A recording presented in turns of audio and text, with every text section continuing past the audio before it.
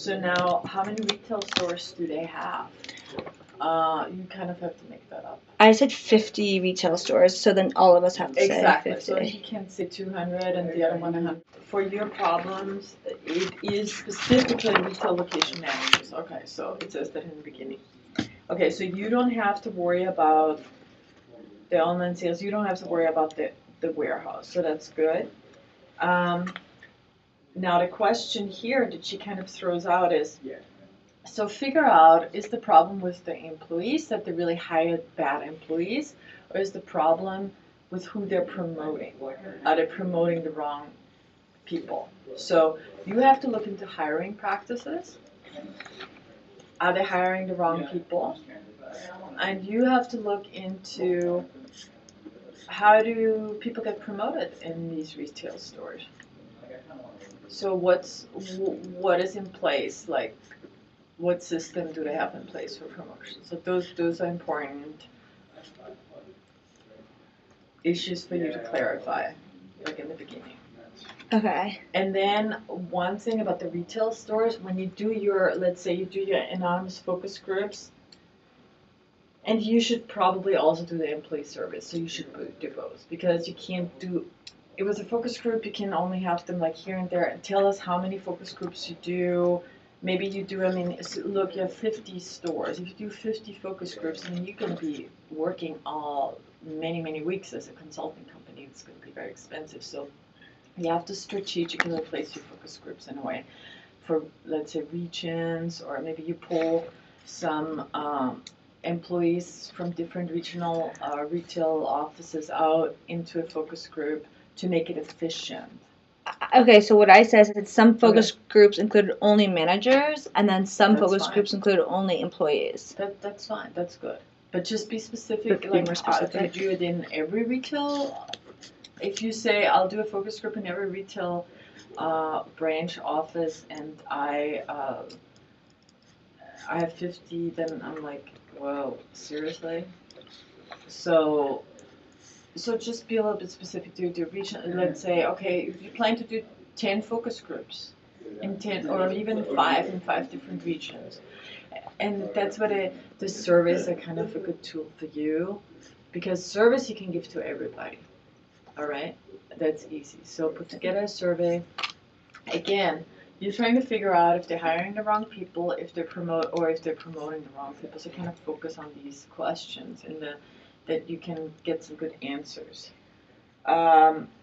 So because they talk about favoritism, possibly poor supervision, anger issues. So you can have so if you do the employee survey, you have to kind of target these issues that she lists here.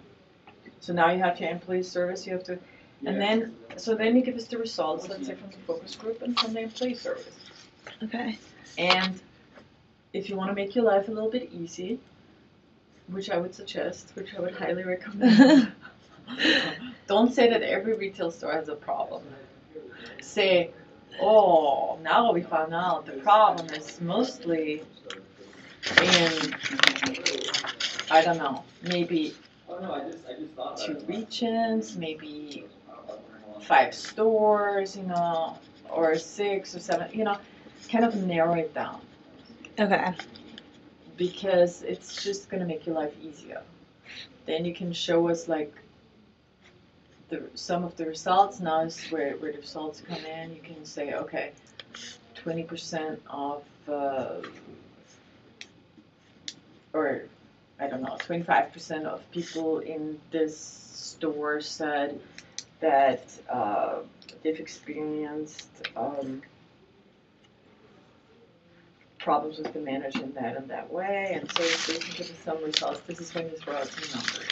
Okay. And give us some information from the focus group. See, all the information you give us now is the quotes-unquote research results, is what you will be solving. So don't throw out any problems that you later won't solve. Okay. So it's about, it's has to be logical and continuous, your paper, in that sense, that whatever problems you bring up now, you have to fix them. If there's a problem you don't want to fix, then you say, this is not a problem.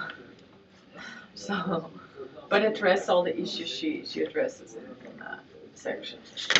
So that's how it goes. And then the next, after you present the research data, you start to write the solutions section. And the more clearly you structure your paper, the easier it is to read for us, and the less we will be like trying to reread and find out where the information is, and the quicker I read a paper, the better the grade will be. So if I can read it quickly, if I can just like, oh good, this is that section, oh it seems she has some good data in it, oops, I start to skim read it, and I'm like, oh okay, it has everything in it, good, great. Okay. And everybody reads. So it also says for you to collect this critical incident report. I think you've addressed that, right? The critical incident reports. Yes. So because you want to see what has happened, that's more in your research section again. So one of the things to do with the focus groups, employee surveys, and critical incidents report. So add this to the research section because you want to see the status quo. So all of you look at the status quo, what's going on right now. So what were the issues that they were really dealing with right now? And maybe in these critical incidents reports you already have a certain direction of in which retail stores most problems occur. And maybe that's where you have your focus groups. Almost all of these problems occur in 5 or 7 different stores. Okay. These are the types of problems that occur, so be specific. And make it like be in sync with what she says, that the problems are poor training, favoritism, engaged supervision. And then when you've already identified the 7 stores now, so that's where your focus groups are. So then you have 7 focus groups in these stores. So you don't have to deal with the stores. If everything's running wonderfully, why mess with it, Okay. So you can have 12 retail stores. It's up to you. But then it's still narrowed. You don't have 50, that's yeah. Don't make it 50. Okay. And then so I have this critical incidents reports. And some things, some of your results have to definitely say there's a lack of training. Obviously, she hints to that. There's a lack of training. I don't know, is it the employees or is it the managers? It seems like it's the managers, but you have to kind of bring your evidence from all the research you did. And then you have your solutions. So depending on what problems you throw out, one of the solutions can be training related. The pitfall with training is often that people start to overtrain, that train everybody and to train them every week, and it's like, who pays for all that? So always think about in your solutions, that's for all of you, always think about, is that cost effective? Because if you don't suggest solutions that are cost effective, the company is not going to much like your report. So you have to kind of like make it cost effective, do different types of training maybe. So what training is best for retail managers? When do you do the training? What type? How often? I said for. They're not evaluated. Oh, you have the evaluation. So, okay, that's good. And compensation tied to compensation and commission. Okay. That can be in the company handbook too. That there's like an evaluation, like every month or every a written evaluation. So he can use that too. That's fine. Okay. But he won't use it for the same issue that we do. Okay. So, okay, that's good to know.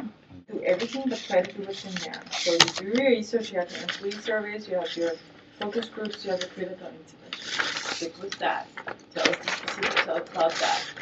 Tell us the data you gather, the results, and from that you have to fix all these problems where you show problems. Solutions are based on what you say the problems are. So just be logical. Research these terms and these. So let him have everything that has to do with the employee evaluation, because you had kind of some, there's nepotism and some are not fairly evaluated maybe, but let him have, so he's doing, just be aware, he's doing the section of employee evaluation and promotion and be compensated fairly. So let him have all that part. So don't go into that too much. Oh,